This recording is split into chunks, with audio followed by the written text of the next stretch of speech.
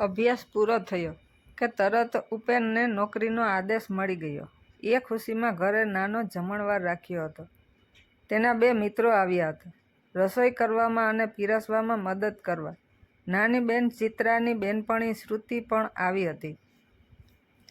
જમતા જમતા હસી મજાકમાં પપ્પાએ કહ્યું, એક કામ તો પૂરું થયું, હવે બીજામાં પણ વાર લગાડવી નથી, જાતે શોધી લેવાની છૂટ છે.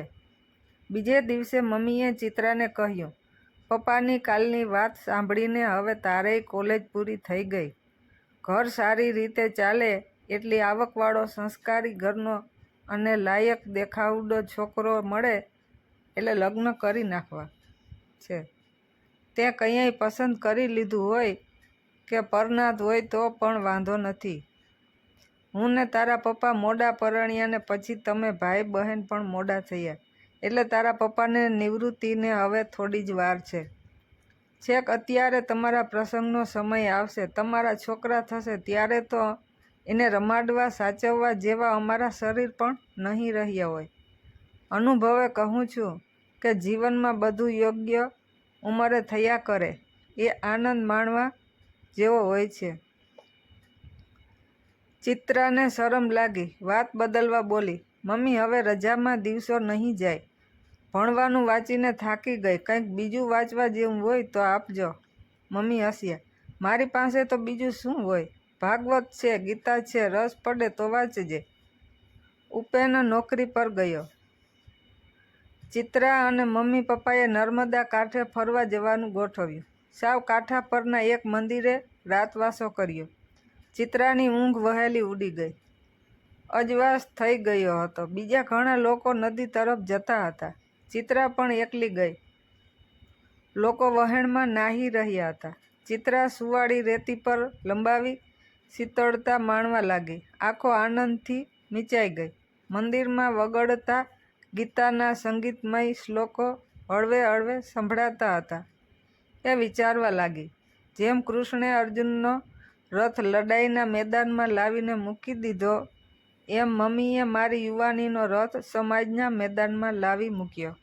હવે શું કરવું એ અર્જુનની જેમ મારે પણ વિચારવાનું છે.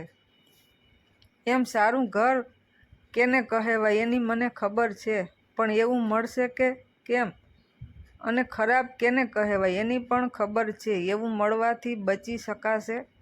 ત્યાં વળી ત્રીજો વિચાર આવ્યો, આ નર્મદાનું વહેતું પાણી આકાશમાં વાદળમાં હશે એ વખતે એણે કંઈ વિચાર્યું નહીં હોય કે કેમ અને કયાં વરસવું. બસ પરિક્વ થયું, સંયોગ થયો અને વરસી પડ્યું. ઢાળ મળ્યો તેમ વહ્યું. 2 કાંઠાનો સહારો લીધો છતાં વચ્ચે તો સ્વતંત્ર વહે છે. હું શ્રુતિના ઘરની વાત મમ્મીને કરીશ. જેમ અર્જુન કૃષ્ણની સલાહ પ્રમાણે લડ્યો એમ હું મમ્મી પપ્પાની સલાહ પ્રમાણે પરણીશ. એવા નિર્ણય સાથે તે ઊભી થઈ. સૂરજ ઉગી ચૂક્યો હતો.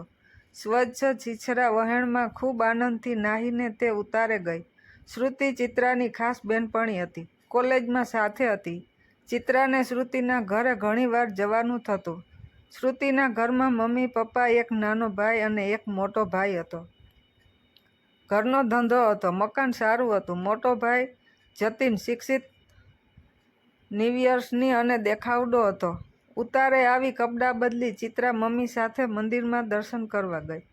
ઊંચા મંદિરના પગથિયાના ઓટા પર પાસે બેસીને એણે મમ્મીને કહ્યું, તમે આપેલ ગીતા અને ભાગવત થોડા થોડા વાંચ્યા, થોડુંક કંઈક સમજાયું. આજે સવારમાં ગીતાના શ્લોક સાંભળ્યા. તમે મારા લગ્નની વાત કરી હતી. મેં વિચારી લીધું, શ્રુતિનું ઘર મને ગમે છે. તમને યોગ્ય લાગે તો એના ભાઈ માટે વાત ચલાવો. મમ્મી રાજી થઈ ને મલક્યા. તો ગીતાનું વાંચન, આ મંદિરના દર્શન અને નર્મદાજીનું સ્નાન એ ત્રણેય ફળ્યા. એમને વડીલોની વાતચીત પછી થયેલ ગોઠવણ પ્રમાણે શ્રુતિના ઘરના બધા ચિત્રાને જોવા આવ્યા. ચિત્રા જતીન સાથે વાત કરવા ઓરડામાં ગઈ ત્યારે શ્રુતિને પણ સાથે આવવા કહ્યું. બીજી કંઈ વાત ન થઈ. બંનેએ હસીને કહી દીધું કે મને ગમે છે. જતીન બહાર ગયો. 2 બેનપણી ખીલી ઉઠી. શ્રુતિએ કહ્યું, તું તો બહુ પાકી નીકળી, મને જરાય ખબર ના પડી ને એ અમારું ઘર ગમાડી લીધું. તું સ્વાર્થી છો. એકલી મારી પહેલાં. ચિત્રા હસીને બોલી. તો તું અમારું ગમાડી લેને. શ્રુતિએ હળવો ધબ્બો મારીને કહ્યું. એ તો મેં 1 વર્ષ પહેલાં ગમાડી લીધું છે. એટલે તો તારી સાથે અહીં બહુ આવતી ને તે દિવસે મેં તારા ભાઈને કેટલા બધા ગુલાબજાંબુ પરાણે પીરસ્યા હતા. એ મારી ખુશાલીના હતા. ચિત્રાએ પણ ધબ્બો માર્યો. હે, તો તુંય કાંઈ ઓછી પાકી નથી. બંનેનું હાસ્ય બહાર સંભળાયું. થોડા દિવસમાં શ્રુતિ અને ચિત્રાના ઘર પરસ્પર બદલાઈ ગયા.